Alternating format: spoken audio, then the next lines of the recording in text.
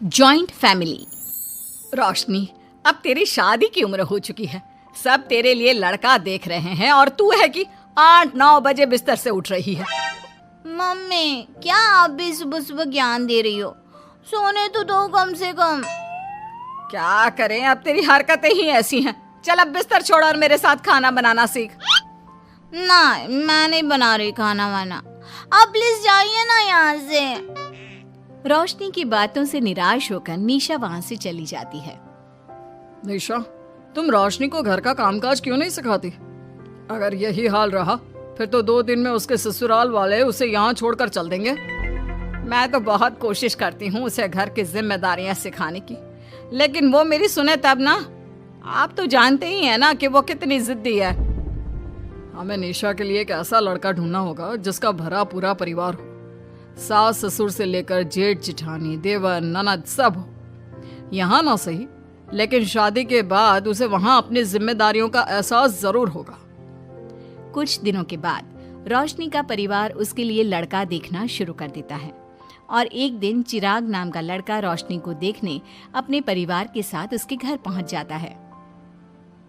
देखिए भाई साहब, मैं पहले ही आपको बता देती हूँ, हमारा परिवार बहुत बड़ा है, इसलिए अगर आपकी लड़की हमारे घर की जिम्मेदारियाँ बिना ना नुकुर के उठा सकती है तभी हम ये रिश्ता पक्का करेंगे। अरे ये भी कोई बोलने वाली बात है बहन जी, हमारी रोशनी आपके पूरे परिवार को बैठे बैठे खिला सकती है, इतनी जिम्मेदार है मेरी बेटी। अगर ऐसी बात है फिर तो हमें इस रिश्ते से कोई आपत्ति नहीं है। तो फिर चट मंगनी पट ब्याह के बारे में क्या ख्याल है? हाँ बिल्कुल, शादी में देर किस बात की, 3 हफ्ते बाद ही शादी का शुभ योग है। अगर आपको कोई दिक्कत ना हो तो हम इनकी शादी भी 3 हफ्ते बाद ही करा देते हैं। अरे हमें इसमें कोई परेशानी नहीं है। इस तरह दोनों परिवारों में शादी की तैयारियां शुरू हो जाती है और कुछ ही दिनों बाद रोशनी की शादी चिराग से करा दी जाती है। शादी के बाद, बहू इनसे मिलो, ये है तुम्हारी दादी सास, ये बड़ी सास और बड़े ससुर, ये तुम्हारे जेठ, ये जेठानी, ये दोनों तुम्हारे देवर और ये इस परिवार की सबसे छोटी बेटी सिमरन, यानी कि तुम्हारी ननद है। परिवार में इतने सारे लोगों को देखकर रोशनी का सर चकरा जाता है।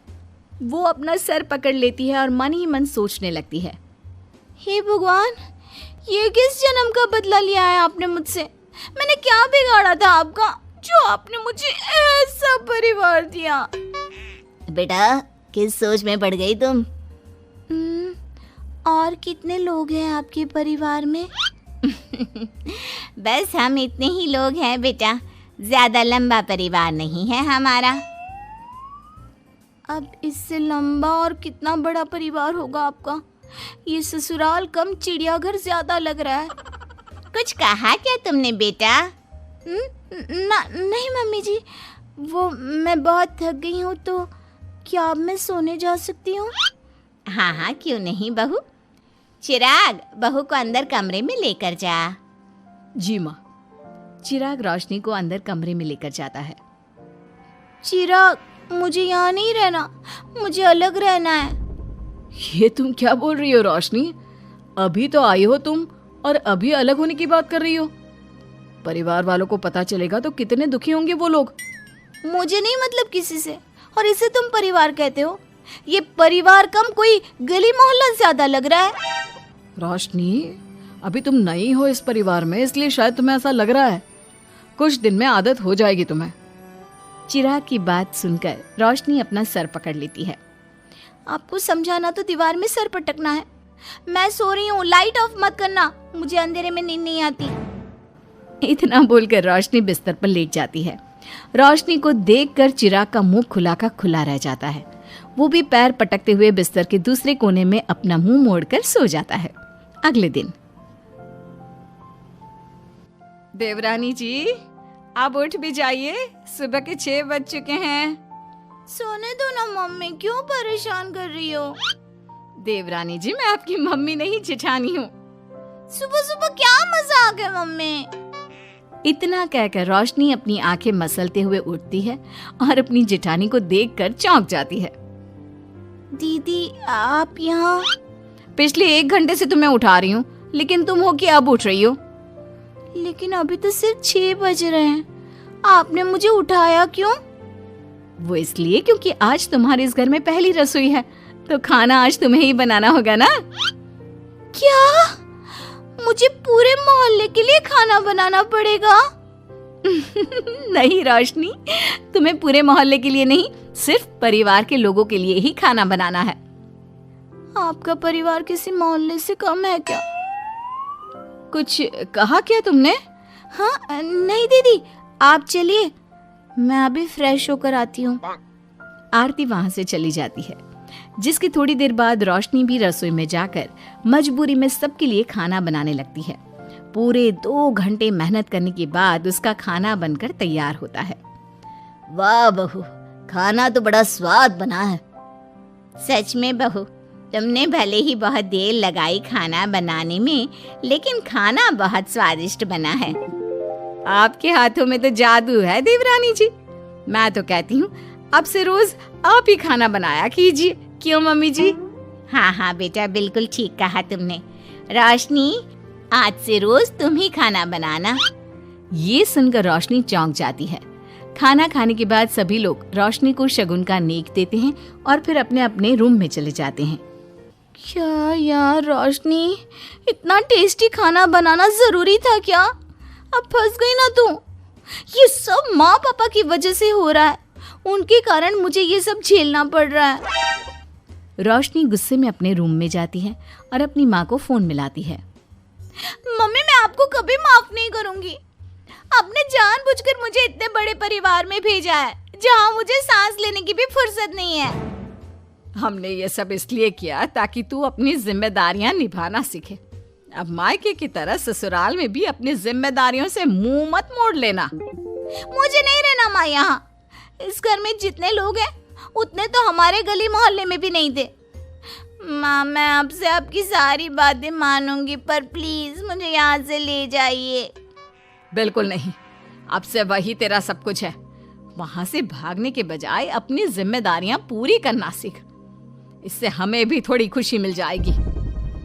माँ की बातों से निराश होकर रोशनी फोन काट देती है, जिसके बाद उसकी नजर नेक में मिले पैसों पर पड़ती है और वो फटाफट से बिस्तर पर बैठकर पैसे गिनना शुरू कर देती है। अरे वाह, ये तो पूरे 25,000 रुपए हैं। किसी ने भी 5100 से कम का नेक नहीं दिया। चलो अच्छा है, कुछ तो फायदा हुआ इतने बड़े परिवार में शादी करने का। अब इन सब पैसों से मैं अकेले शॉपिंग करूंगी, बहुत मजा आएगा। शॉपिंग के बारे में सोच सोच कर ही रोशनी अपने बिस्तर पर कूदने लगती है। उसे बिस्तर पर कूदता देख सभी लोग चौंक जाते हैं। भाभी, आप ऐसे क्यों उछल रही हो? छोटी बच्ची हो क्या? अपनी ननद की बात सुनकर रोशनी का मुंह खुला का खुला रह जाता है। थोड़ी देर बाद रोशनी घर में बिना बताए शॉपिंग के लिए निकल जाती है और शगुन में मिले पूरे पैसों को शॉपिंग में उड़ा देती है।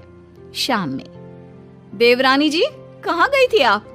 जानते हैं सब आपके लिए कितना परेशान हो गए थे, कम से कम आपको बताकर तो जाना चाहिए था ना। सॉरी दीदी, मैं आप लोगों को बताना भूल गई।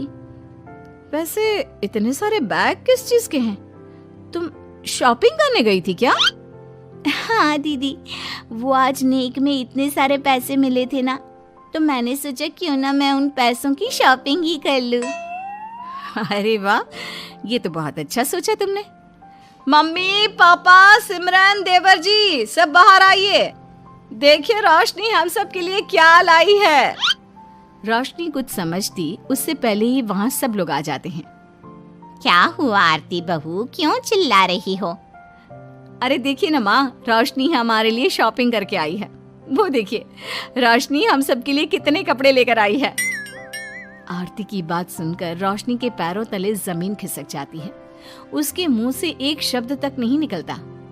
सच में भाभी, आप कितनी अच्छी हो। बेटा, हम सबके लिए तुझे खरीदारी करने की क्या जरूरत थी? अभी तेरी नई नई शादी हुई है, तुझे अपने लिए लेना चाहिए था ना। एक काम कर, ये सारे कपड़े तू ही रख ले, किसी को कुछ देने की जरूरत नहीं है। चलो, कोई तो समझदार है इस घर में। वाह भाभी, कितनी सुंदर ड्रेस है। ये शॉर्ट ड्रेस मुझे पता है आप मेरे लिए ही लाए होंगे, है ना? इसे मैं रख लेती हूँ। माँ, रोशनी इतने प्यार से सबके लिए कपड़े लेकर आई है, हमें मना नहीं करना चाहिए। तू सही बोल रही है बेटा, उसका मन रखने के लिए मैं ले लेती हूँ 1-2 साड़ियाँ। रोशनी झूठी मुस्कान लिए खड़े होकर सब देखती रहती है। देखते ही देखते उसके लाए सारे कपड़े घर वाले आपस में बांट लेते हैं और अब सिर्फ एक रुमाल को छोड़कर उसके पास कुछ नहीं बचता। अब ये रुमाल भी क्यों छोड़ा, इसे भी ले ही लेते। इतने में ही सिमरन रोशनी को आवाज देती है। भाभी, वो गलती से रुमाल रह गया है, क्या वो मुझे मिल सकता है? रोशनी वो रुमाल भी सिमरन को दे देती है। इतनी मेहनत से मैंने ये सब कुछ लिया था, लेकिन इन लोगों से मेरी खुशी बर्दाश्त नहीं हुई, कुछ भी नहीं छोड़ा। थोड़ी देर बाद रोशनी का पति भी वहां आ जाता है। मैंने सुना है आज तुमने सभी के लिए खरीदारी की है, तुम मेरे लिए कुछ लेकर नहीं आई? बस फिर क्या था, इतना सुनते ही रोशनी का पारा हाई हो जाता है और वो चिराग को घूरने लगती है, जिससे चिराग डर के मारे वहां से खिसक जाता है। हाय रे, फूटी किस्मत मेरी, जो ये जॉइंट फैमिली मेरे मत्थे चढ़ी।